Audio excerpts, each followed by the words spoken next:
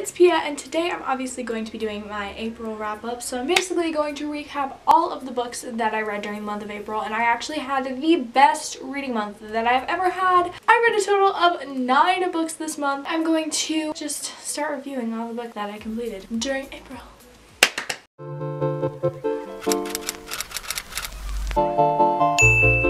Alright, so as usual, I go in the order in which I read these books. Oh my god.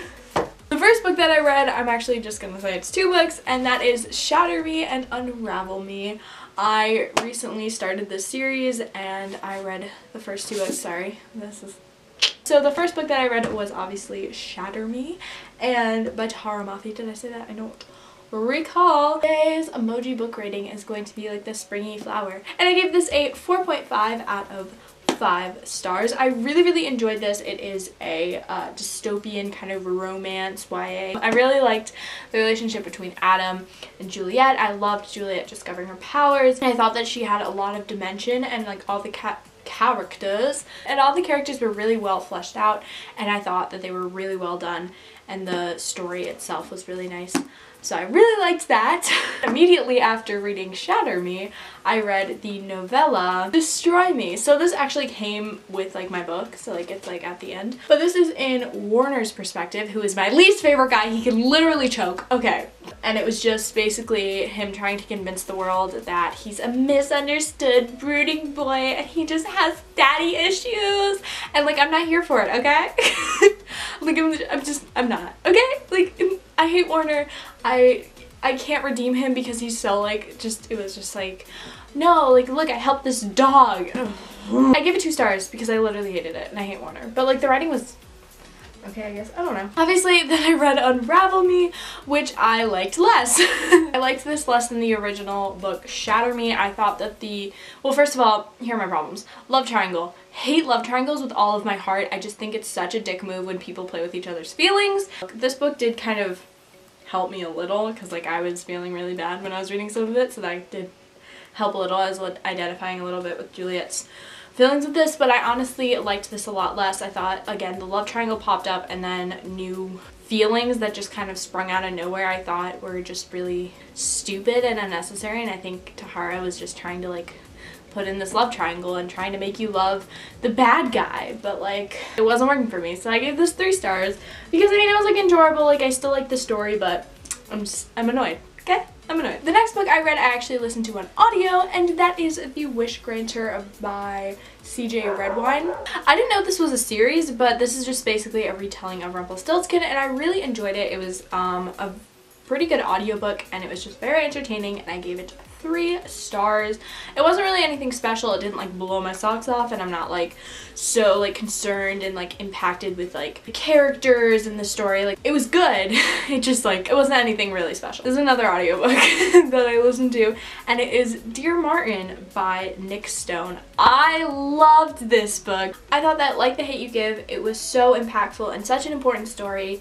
And I just love seeing stories like this that are so real. This basically is centered around a kid named Justice who goes to school and like is like on his way to Ivy League. He's like killing it, man. He's such a great guy. He's on the debate team with like this girl. And so basically it's called Dear Martin because he writes these letters to Martin Luther King Jr. because like he aspires to be him, who looks up to him as a role model, and like obviously like who doesn't? Like Martin Luther King was a fucking great guy. Anyways, it's just really relevant and a very good story, very impactful, and I gave it 5 stars because I loved it so much, and I think everyone should read it. You guys are all gonna be really proud of me, and I'm like really proud of myself too. Okay. The next book I read, I listened to an audiobook as well, but I do have the physical copy, and that is The Name of the Wind by Patrick Rothfuss. I finished this beast of a book! Oh my god. The audiobook was 24 hours long, and I did it. I loved this book. This book, okay, like, we're gonna admire the book. Oh yeah, babe. Anyways, so I really love this book. It's so character driven. A guy named Quoth is telling his life story. He's recounting it to the chronicler, and it's just all about like his journey from a kid who is like traveling with his parents. Tragedy obviously ensues, and there's like a ton of like different stories. Very worthwhile. It's very rewarding. There's a ton of stuff packed in here, and it's really fun, and I love all the characters so much, and it was just a really good story, and I'm glad I read it. It's my brother's favorite book, so I'm glad that he recommended it to me. The next book that I read, I kind of picked up on a whim. I was just in a contemporary mood, but that is Words in Deep Blue by Kath Crowley. Now, this book was not what I was expecting whatsoever. Like, I knew I would like it because I just generally like contemporary YA.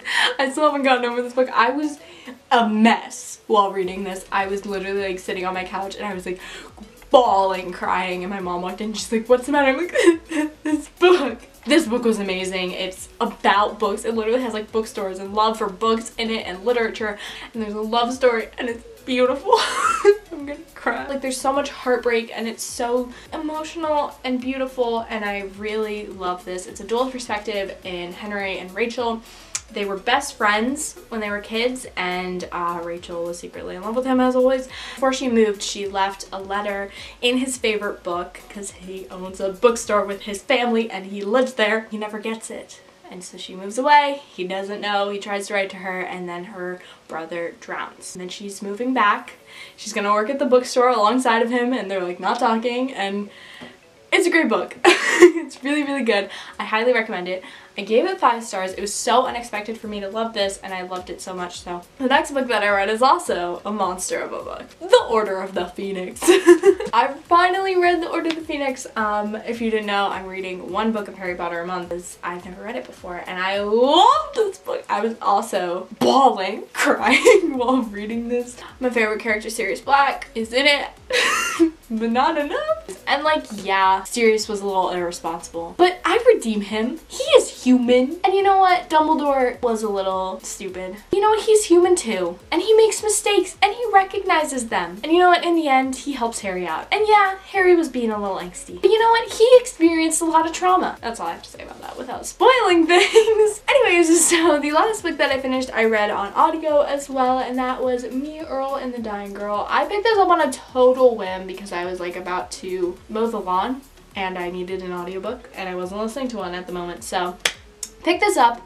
I know a few people read it and I never watched the movie either, but I loved this book. I really did, and I liked how real it was. I love the film aspect, of course. It was fun, it was entertaining, and it was, you know, a little sad. So I gave it 4 stars. I mean, I could change it. It might be maybe more like a 3.5. I'm not really sure, but I did really like it. You know, it's a way that cancer is portrayed, and it's not like The Fault in Our Stars, and I think that it did a really good job not being The Fault in Our Stars. On to my TBR for May. I have 4 books here that I know I want to read, and then, you know, the rest we'll see what happens. So the first book that I would like to read in May is The Astonishing Color of After by Emily Axar Pan. I'm not gonna give summaries of these books because it would take way too long. So of course the next book I want to read is Ignite Me. I'm actually about halfway through this book right now, and I'm considering DNFing it. I'm not even gonna lie, I'm just liking it way less than I even liked Unravel Me, if that's possible. Another book I want to finish is Dreams of Gods and Monsters by Laini Taylor. I read the first 2 books in the Dollar Smoke and Bone series in January, and I don't know why it's taking me so long to pick this book up, but I love it so much. All the characters are literally my favorite things, and yeah, it's a big book too. It's like 600 pages, but I just started it like today. And then the last book, I bought City of Bones by Cassandra Clare. There are birds out there. So random! This is such a beloved series, but it has like 20 million books. So I decided, you know what? Once I'm done with Shatter Me and the Daughter Smoke and Bone, I really want to start this because I just know I'm really gonna like it. And I'm of course in the mood for fantasy, so I'm very excited to pick up such a beloved book. That is all for my April wrap-up and my May TBR. Let me know what books you guys read during April and what books you want to read during May. Make sure to like, comment, subscribe, do all of the things, and I will see you in my very next video. Bye!